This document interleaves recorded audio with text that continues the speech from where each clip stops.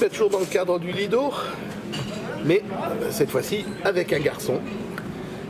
Il vient pas d'Australie, Non, il vient d'Italie, exactement. et son prénom c'est Simone. Simone, Simonet. c'est ça. Mais enfin, ça peut faire Simon en français, c'est comme on veut. Exactement, comme on veut. Alors, tu es au Lido depuis combien de temps? 7 ans maintenant. Ah bon? Oui, Donc, comme la personne qui était auparavant. exactement, on est arrivé en même temps.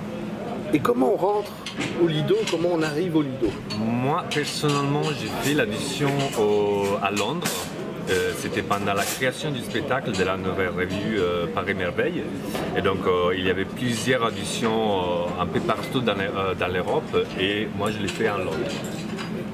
Et c'est très difficile de passer les auditions, on vous en demande beaucoup, beaucoup.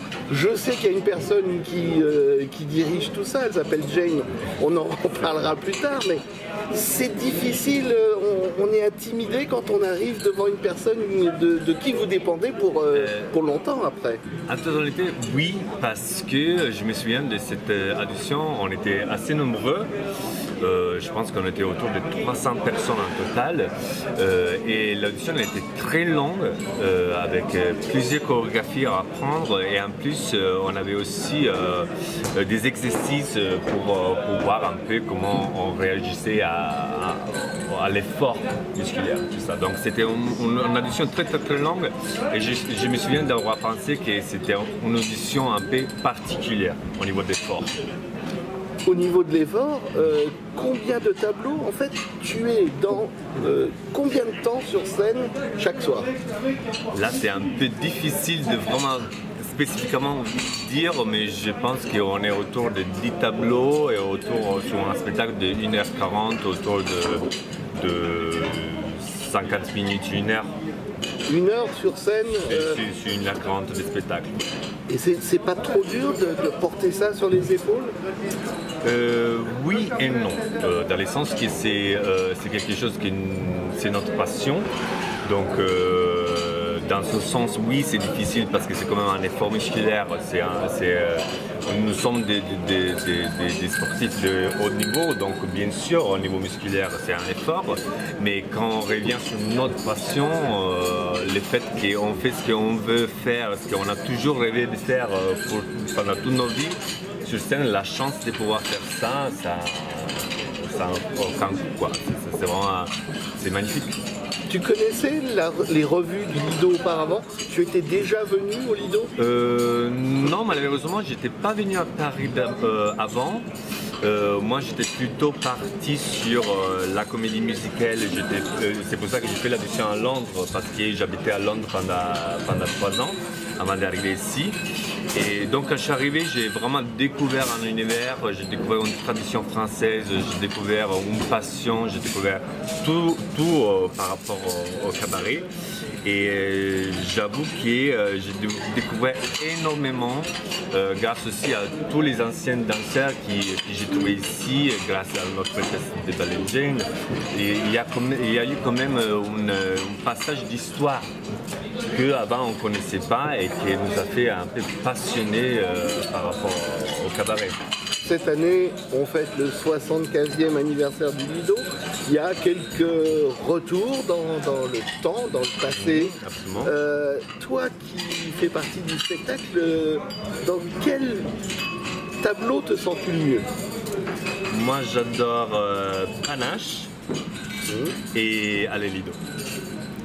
Panache parce que c'est très vite, c'est très sharp.